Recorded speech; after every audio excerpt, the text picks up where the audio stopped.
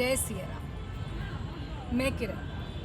आज आपको लग रहा होगा मेरा इंट्रोडक्शन चेंज कैसे हो गया। उसके पीछे एक बहुत बड़ा कारण है। एक्चुअली अभी तक आपने मेरे चैनल पर कबीर के दोहे देखे, सुने और उनसे जुड़ी हुई कहानियाँ भी सुनी। और उसके साथ साथ फिर जब मैं जहाँ जहाँ घूमने गई, चाहे वो देश हो चाहे विदेश हो, मैंने आपको यात्रा करवाई, अपने साथ अपने अनुभव साझा किए आपके साथ। आज सबसे बड़ा कारण जो मैं बोल रही हूँ, अब हमारी ये यात्रा शुरू हो रही है आध्यात्म की ओर। और आध्यात्म में सबसे पहले नाम आता है रामायण का।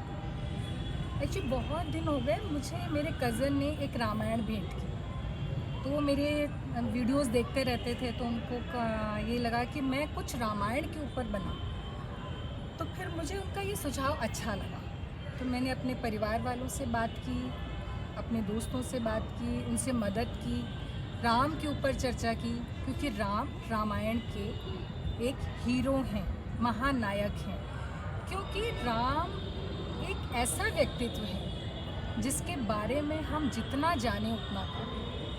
तो इसी बात पर रहते हुए, और ऐसा नहीं कि राम है, राम के साथ साथ बहुत सारे पात्र ऐसे हैं जो रामायण को एक मैं बोलूँगी सामाजिक मूल्यों के साथ साथ धार्मिक मूल्यों की तरफ भी लेकर जाती हैं। तो आज हम सबसे पहले राम के ऊपर चर्चा करेंगे, फिर धीरे धीरे आगे देखते हैं कौन से पात्र मैं आपके साथ जुड़ती हूँ और उन पात्रों के बारे में आपको बताती हूँ। तो सबसे पहले देखते हैं राम हमारे आराध्य। श्री राम का जन्म अयोध्या में चैत्र शुक्ल नवमी को हुआ था। राम के जन्म से संबंधित एक कथा प्रचलित है। कहते हैं राजा दशरथ निसंतान थे। ऋषि वशिष्ठ की सलाह से उन्होंने पुत्र प्राप्ति हेतु अश्वमेघ यज्ञ करवाया। ये यज्ञ ऋषि श्रृंग मुनि ने करवाया।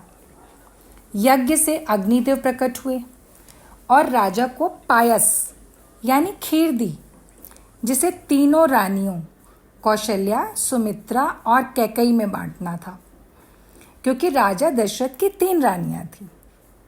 इस तरह तीनों रानियों को पुत्र रत्न की प्राप्ति हुई। ये तो राम के जन्म की कहानी है, पर उद्देश्य तो धरती पर हो रहे अत्याचार को समाप्त करना था। भय प्रकट कृपाला दीन दयाला। पौराणिक कथाओं के अनुसार श्री राम को धरती पर मर्यादा का संदेश देने के लिए भेजा गया था। अब धरती पर आना है तो माँ की कोख तो चाहिए ही। तो माता कौशल्या की कोख से अच्छी किसकी कोख? संसार में आए हैं तो पिता भी दशरथ के रूप में मिले। बाल्यावस्था में अपनी लीलाओं से सबको प्रसन्न रखने वाले राम ने अपनी किशोरावस्था में भी संसार को सुख प्रदान किया। वेद शास्त्र, धनुर्विद्या, नीति, राजनीति और धर्म शास्त्र की शिक्षा महर्षि वशिष्ठ से प्राप्त की। शिव धनुष, जिसका नाम पिनाक था, उसे न केवल उठाया बल्कि उसकी प्रत्यंचा चढ़ाकर सीता को अपनी अर्धांगिनी बनाया। राम एक संस्कृत शब्द है। रा का अर्थ है प्रकाश, आनंद, शांति, और म का अर्थ है मन। जो मन को आनंद व शांति प्रदान करे वे हैं राम। राम केवल नाम ही नहीं, जीवन का सार है। त्रेता युग में जन्मे राम, मर्यादा पुरुषोत्तम राम, विष्णु के 7वें अवतार राम, जिन्होंने अपनी मर्यादा, अपनी गरिमा की खातिर अपना जीवन ही अर्पित कर दिया। कहते हैं उनके जैसा आज्ञाकारी पुत्र संसार में दूसरा कोई नहीं। रघुकुल रीत सदा चली आई, प्राण जाए पर वचन न जाए। रघुकुल रीत सदा चली आई, प्राण जाए पर वचन न जाए। पिता और गुरु के कहने पर बचपन में ही यानी 13 वर्ष की उम्र में वन में जाकर राक्षसों का वध किया। पिता के वचनों की पालना हेतु 14 वर्षों तक वनवासी का जीवन व्यतीत किया। परिवार से प्रेम की बात की जाए तो राम ने ऐसे उदाहरण प्रस्तुत किए कि दुनिया नतमस्तक हो गई। ऐसी माँ से प्यार जिसने उन्हें 14 वर्षों के लिए वनवास देने में कोई संकोच नहीं किया। भाइयों के प्रति प्यार, ऐसा अपना राज्य, अपना जीवन देने को तत्पर राम। पत्नी के प्रति प्यार तो राम जैसा आदर्श कहाँ। एक पत्नी व्रती होने का संकल्प जो आज कलयुग में भी एक मिसाल है। हम सब ने राम को भगवान माना है, तो भक्तों से उनके प्रेम को कैसे भूला जा सकता है। ये प्रेम ही तो है कि शबरी के झूठे भेर खा लिए, मरणासन जटायु को मोक्ष प्रदान किया, हजारों वर्षों तक प्रतीक्षारत अहिल्या का उद्धार किया, केवट को तो भवसागर पार करा दिया। अयोध्या में उनकी प्रजा इतनी सुखी थी कि उनके राज्य को राम राज्य की उपाधि दी गई। राम के रूप में अवतार तो असुरों का वध करने के लिए ही लिया था, तो रावण से बड़ा अत्याचारी, देवताओं का अहित करने वाला भला और कौन था। रावण का वध अर्थात अधर्म का नाश और धर्म की रक्षा। जब श्री राम ने धर्म की स्थापना की तो समाज ने इसी खुशी में दशहरा, रामनवमी और दीपावली के त्योहार मनाकर श्री राम के प्रति अपनी श्रद्धा और कृतज्ञता प्रकट की। श्री राम ही तो हैं जिन्होंने समाज को एक डोर में बांधा, एकता की परिभाषा गढ़ी। जाकी रही भावना जैसी, प्रभु मूरत देख तिन तैसी। राम को जाति या वर्ग में नहीं बांधा जा सकता।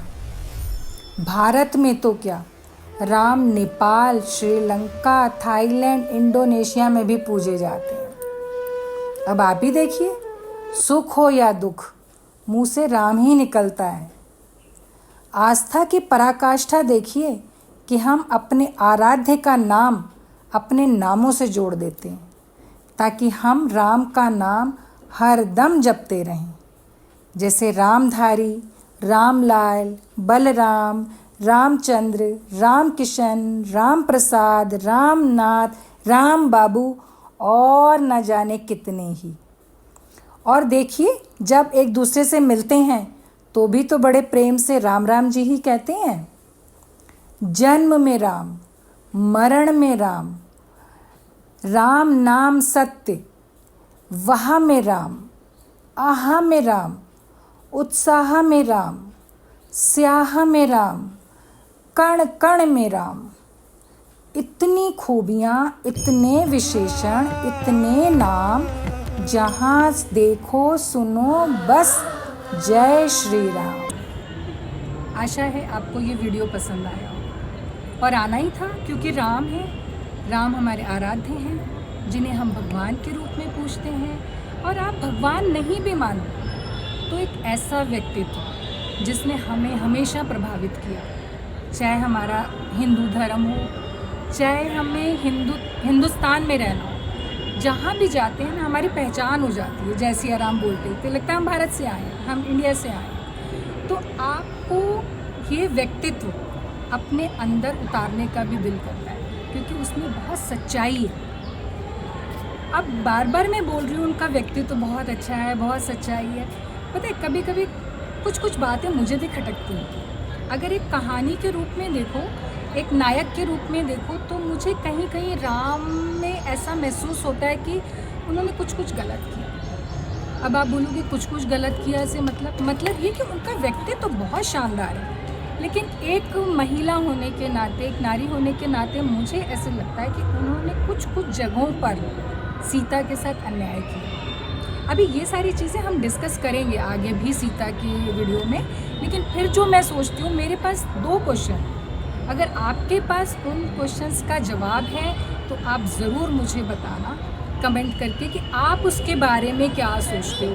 मेरा पहला सवाल ये है कि राम ने लोगों के कहने पर सीता की अग्नि परीक्षा क्यों दी? सीता को अग्नि परीक्षा क्यों देनी पड़ी? सिर्फ इसलिए कि वो कुछ टाइम के लिए दूसरे के घर में थी। दूसरे के घर में कहने का मतलब उस आदमी के घर में थे जिसने उसका हरण किया, और राम ने उसके चरित्र पर शक किया और दूसरों के कहने पे उसको अग्नि परीक्षा देनी पड़ी। राम ने ऐसे क्यों किया? उसने अपनी पत्नी पे विश्वास क्यों नहीं किया? और दूसरा, जब लोगों ने ही कहा कि सीता दूसरे के घर में आके रह रही है तो राम ने उसको स्वीकार क्यों किया? तो राम ने ये बातें सुनकर जब सीता गर्भवती थी तो उसको वन क्यों भेजा? राम ने लोगों को क्यों नहीं बताया कि मेरी पत्नी जो है पवित्र है? और ज़रूरी नहीं है कि मैं अगर किसी के घर में चली जाऊं या किसी के घर में रहूं तो मैं अपवित्र हो गई। एक नारी अपवित्र कैसे हो सकती है? क्योंकि नारी तो पूजा करने योग्य है। तो इसलिए ये मेरे 2 क्वेश्चन हैं जो मुझे कभी कभी राम पर शक करने के लिए मजबूर करते हैं। चलिए कोई बात नहीं, आप मुझे बताइएगा कि आपको मेरे क्वेश्चंस में कोई अच्छे जवाब मिल जाए जिससे मैं भी सेटिस्फाई हो जाऊँ। आप मुझे उसके उत्तर ज़रूर बताइएगा। तब तक हम मिलेंगे नए एपिसोड में रामायण के नए किसी पात्र के साथ। तब तक इस वीडियो को लाइक करिए, शेयर करिए और सब्सक्राइब करिए और मिलते रहिए मेरे चैनल पर। तब तक जय सिया राम। जय श्री राम। जय श्री राम। जय श्री राम। देखा आपने, सारी दुनिया जय श्री राम बोल रही है, तो बोलते रहिए जय श्री राम, जय श्री राम।